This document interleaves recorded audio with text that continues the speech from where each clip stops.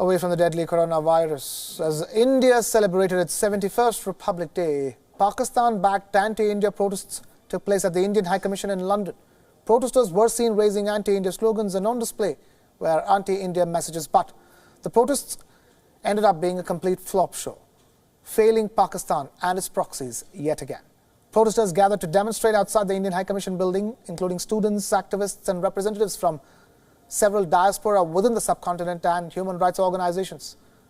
Government sources have claimed that pro-Pakistani and separatist groups led by the Tehreek-e-Kashmir were the ones leading these protests, goading Indian origin citizens to observe a black day against the Indian government.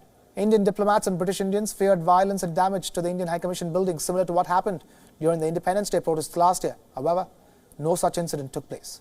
This was the second rally in less than 24 hours in London. On Saturday, the rally, organized by student groups and Indian outfits in the UK, marched around a mile down the streets to gather outside the Indian High Commission. On Independence Day last year, protesters in London demonstrated against India's decision to revoke the special status for Jammu and Kashmir. The protests turned to clashes and vandalism. In yet another incident on the 3rd of September last year, the Indian High Commission building suffered damage. The UK authorities, despite having heard India's concerns over the scheduled Republic Day protests, ended up not banning them.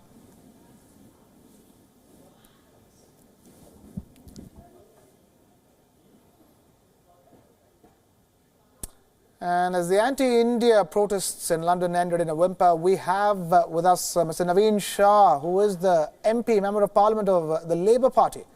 Thank you so much for being with us. Talk to us about today's protest. Did not come up with the kind of numbers it was expected to. Do you think it was a so-called flop show for Pakistan?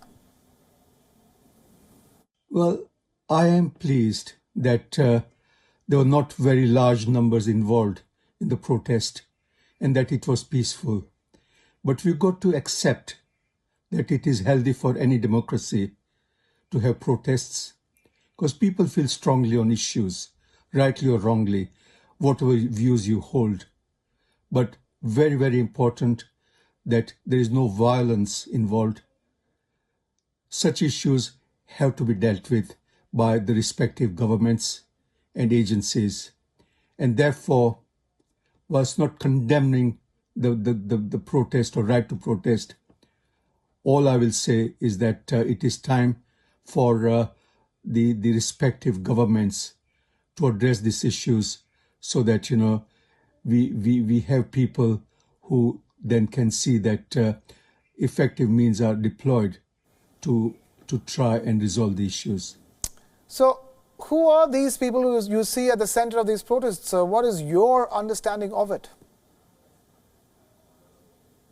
I believe that many individuals, many organizations are involved and are at the center of the protests that have been taking place in the streets of London recently on Kashmir issue, which is controversial for those who actually are very, very strongly opposed to that.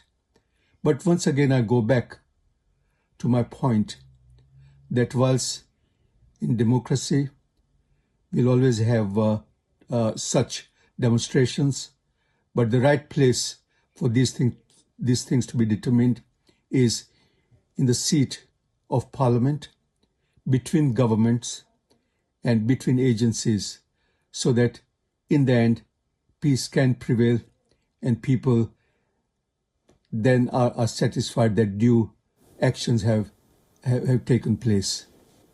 All right, we will leave it at that. Mr. Naveen Shah, MP of the Labour Party, joining us here on the broadcast. Thank you for being with us.